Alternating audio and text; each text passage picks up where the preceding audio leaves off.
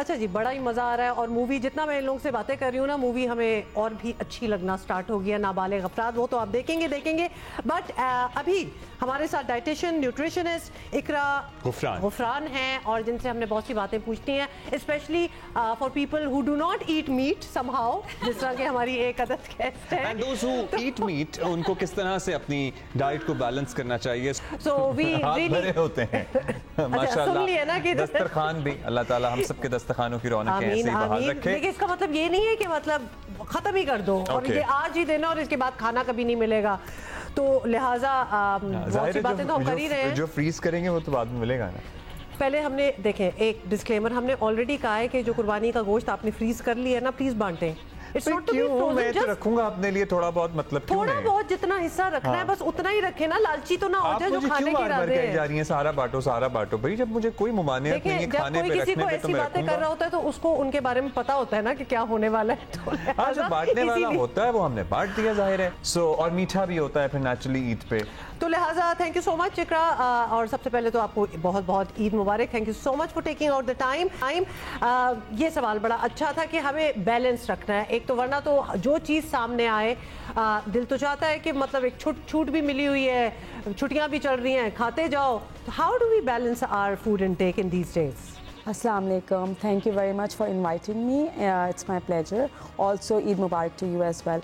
अच्छा, पहला आपका क्वेश्चन जो था वो ये है कि हम बैलेंस कैसे रखें। अच्छा, ऑलवेज़ रिमेंबर, मैं मजाक में भी ये बोलती हूँ, लेकिन always remember 1 minute on the lips for ever on the हिप्स। तो अभी आप तो एक दफ़ा खा लेंगे, फिर आपको फिर ये खुद ही कम करना है वेट।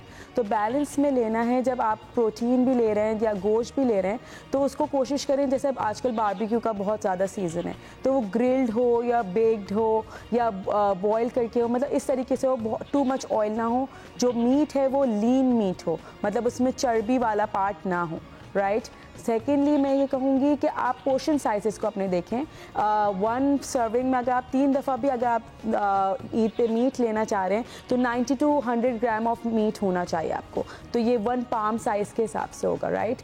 दूसरी बात हमें ये करना है, उसके साथ उससे आपका पेट नहीं भर रहा, आप उसके साथ वेजिटेबल की सर्विंग ले लें, उसके साथ आप मीठे का जो अगर जिक्र करें तो मीठा अगर लें तो नॉन स्वीटनर्स जो होते हैं, जो आप वो डाल के बनाए मीठा, सेवइयाँ तो बननी है, ये सारी चीज़ें तो ईद का मौसम है तो सब बनिए, लेकिन उन चीज़ों से बनाएं जिन चीज़ों से आपका वेट इतना इंक्रीज़ ना हो, वो आपके कोलेस्ट्रॉल वगैरह पे भी अफेक्ट ना करे।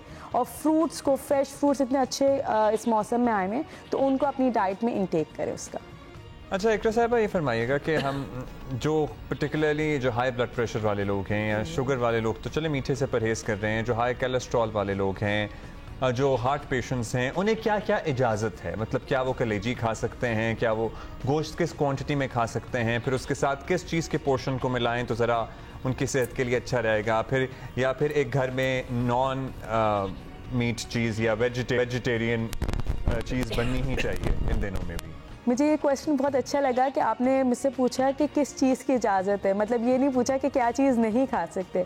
तो लेकिन मैं ज़रूर ये बताऊंगी ताकि हमारी सारी ऑडियंस को पता चले कि हम जो हमारे कोलेस्ट्रॉल जिनका हाई है वो सैचुरेटेड फैट जो कि बीफ में होता है वो ना खाएं, जो बकरे का गोश्त है, लीन मीट है, वो ले सकते हैं। कोलेस्ट्रॉल हाई अगर है तो अपनी इंटेक को बैलेंस रखें। ऑल्सो जो वेजिटेरियन लोग हैं उनके लिए भी क्या कहते हैं, हम ऑब्वियसली उनके लिए सबके लिए चॉइसेस होने चाहिए, तो वी कैन ऐड इन दाल हो सकती हैं, बीन्स हो सकते हैं, वही आप चीज़ अपनी बारबेक्यू में अगर कर रहे हैं तो वेजिटेबल्स को ग्रिल करके दे सकते हैं, टोफू हो सकता है, तो ताकि ईद तो सबकी है तो जिसको जो चीज़ पसंद आए वो उस क्वांटिटी में ले और उसको इंजॉय करे ईद को। अच्छा, आज शुक्र है कि बात याद भी आ गई और आप हैं हमारे साथ तो आपसे पूछ भी ले। हम बहुत कंसंट्रेशन, क्योंकि ईद का दिन होता है और ऑब्वियसली कुर्बानी वाली ईद है तो गोश्त पे ज़्यादा कंसंट्रेशन होती है, बट बहुत से लोग अब मीटलेस हो रहे हैं, so they don't want to eat meat, और उनको ऑल्टरनेटिव वो चाहिए होते हैं जो कि ऑब्वियसली प्रोटीन वगैरह ये सारी चीज़ें प्रोवाइड कर दें, but they still don't want to touch meat. बहुत से लोग obviously, I am sure Abdullah के मुंह पे क्वेश्चन मार्क है, ये कौन लोग हैं जो गोश्त नहीं खाते, बट बहुत सी दुनिया उस तरफ चली गई है। तो कोई ऑल्टरनेटिव्स बताएं ताकि आपकी बैलेंस की, वो हम अर्लियर बात कर रहे थे, प्रोटीन रिक्वायरमेंट भी पूरी होती हाँ, रहता है, प्रोटीन रिक्वायरमेंट भी पूरी हो और मजबूरी ना हो कि जी गोश्त खाना ज़रूरी है। अच्छा जी, वेजिटेरियंस के भी बहुत डिफरेंट काइंड्स होती हैं। आई नो कि बहुत ज़्यादा वर्ल्ड अब उस तरफ चली गई है।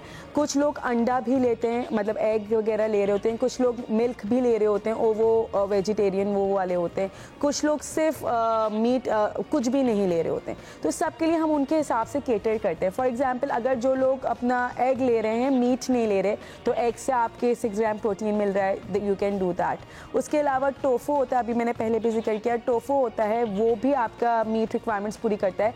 जो हमारी दालें होती हैं, अब एक दाल में एक काइंड का प्रोटीन है, बहुत सारे बेसिक अमाइनो एसिड्स होते हैं। तो अगर हम दालों को मिला के बनाएं, पंच दाल बनाएं, तो उसमें हमारी प्रोटीन की इंटेक अच्छी हो जाती है।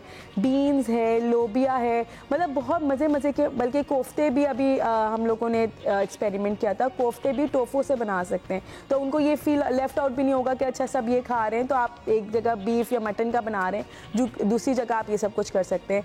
वो इसका बहुत फ्लेवर लेस होता है। आप उसमें जो स्पाइसेस डाल के बनाना चाहें, you can do that also. फिर आप मिल्क है आपका, और बहुत सारी देयर लॉट्स ऑफ, मतलब क्योंकि पूरी दुनिया इस तरफ जा रही है, तो क्रूअल्टी फ्री और सब कहते हैं। वैसे तो सुन्नत इब्राहिमी जैसे ये कह रहे हैं कि कौन लोग हैं जो मीट के बगैर रह सकते हैं, बिकॉज उसका तो अलग ही एक टेस्ट है, लेकिन there are lot of options.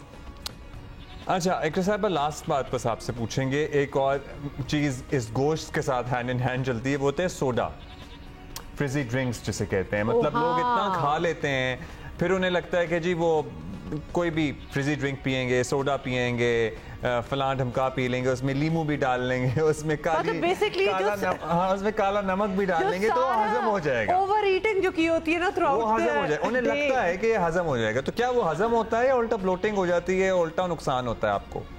Ji you are right, ऐसा ही होता है कि सोडा, लेकिन उसमें बहुत एडेड शुगर होती है। So I am not in favour of soda.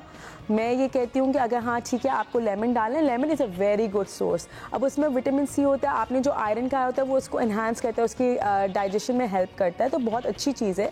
आप नींबू पानी बनाएं, अगर आप अपने घर में पानी में नॉट कोई फिजी ड्रिंक, उसमें आप पानी में नींबू डालें, काला नमक इज़ ऑल्सो फाइन, आप अगर वो डालें, लेकिन लेस क्वान्टिटी में। जो लोग हाइपरटेंसिव हैं वो नमक ना डालें, आप नींबू डालें, उसमें आप अच्छा सा वो ठंडा ठंडा पिएँ, आपको रिफ्रेशिंग भी फील होगा, एंड आपको शुगर इंटेक भी आपकी ज़्यादा नहीं होगी और आपको हाजमा भी होगा। तो और खाने के बाद ना पिएं, कोशिश करें खाने से पहले या बीच में पिएं।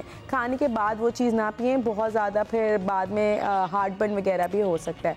उसके अलावा फ्रूट ड्रिंक्स अगर आप फ्रेश फ्रूट का करें, वैसे तो मेरे लिए मुझे लगता है कि फ्रूट को खाना ज़्यादा बेटर होता है, क्योंकि उसका फाइबर इंटेक आपको आता है। कॉन्स्टिपेशन वगैरह भी लोगों को बहुत हो जाती है, तो एक तो वैसे भी गर्मियों का मौसम चल रहा है, वाटर का इंटेक बहुत अच्छा करें, हाइड्रेशन बहुत अच्छी करनी चाहिए, कॉन्स्टिपेशन ताकि ना हो, फाइबर इंटेक हमारी अच्छी हो और हमारा खाना भी अच्छे से डाइजेस्ट हो। गर्मियाँ भी बहुत हैं, अपने आप को कीप हाइड्रेटेड और इस ईद का मज़ा उठाएं इंशाल्लाह। अच्छा एक और सवाल, और उसमें ये है कि हम चाहते हैं कि हम तो ये बात करते रहते हैं, लेकिन आपकी तरफ से भी इसमें कोई इन्फॉर्मेशन हो कि खा तो रहे हैं, छुट्टियां भी चल रही हैं, चिल है, लेकिन एक्सरसाइज कितनी ज़रूरी है। So we are eating a lot, ज़रूरत से ज़्यादा ज़रा इन दिनों में इनटेक हो जाती है, तो ये आप प्लीज़ बता दें ज़रा आवाम को। क्या करें? हाँ वॉक करें, क्या घर में रहते हुए क्या कर सकते हैं? ओके सो ये तो बहुत ज़रूरी है। अगर मशीन पे जंग लग जाए, चल नहीं रही हो, तो फिर वो तो मसला है। बॉडी को चलना ज़रूरी है। हम जितनी एनर्जी कंज्यूम कर रहे हैं, we need to do exercise. अब exercise can be in gym right, और it can either be at home. You can, अगर आप 45 मिनट्स भी ब्रिस्क वॉक कर रहे हैं, दैट इज़ गुड, लेकिन करना है। और 45 मिनट्स ये नहीं कि काम करके बैठ गए फिर कर रहे हैं, रिस्टार्ट करें, कंटिन्यूसली आपने करना है। ऐसे कि आपको सांस लेने में तेज़ आप करें, आपको सांस लेने में मुश्किल हो, बात करने में, गाना गाएं तो समझ में ना आए, तो ये ब्रिस्क वॉक करना ज़रूरी है। एक्सरसाइज को हैंड इन हैंड करें, वरना फिर बकरीद के बाद वो जिम स्टार्ट होगा तो ये बहुत फ्लक्चुएशंस हो जाती हैं। और फिर एक्टिव भी रहना है। बकरीद है, गाय चलाएँ, बकरे चलाएँ, और कुर्बानी में हिस्सा लें, लोगों के घर जाएं, एक्टिव रहें। पूरा दिन सोना नहीं है, आपको हैंड इन हैंड रखना है अच्छी डाइट और अच्छी हेल्दी लाइफ, अच्छी एक्सरसाइज के साथ। बहुत शुक्रिया आपका। Thank you Iqra Gufran, thank you for being with us. अब तो आपको पता लग गया होगा कि आपके पास क्या ऑप्शंस है।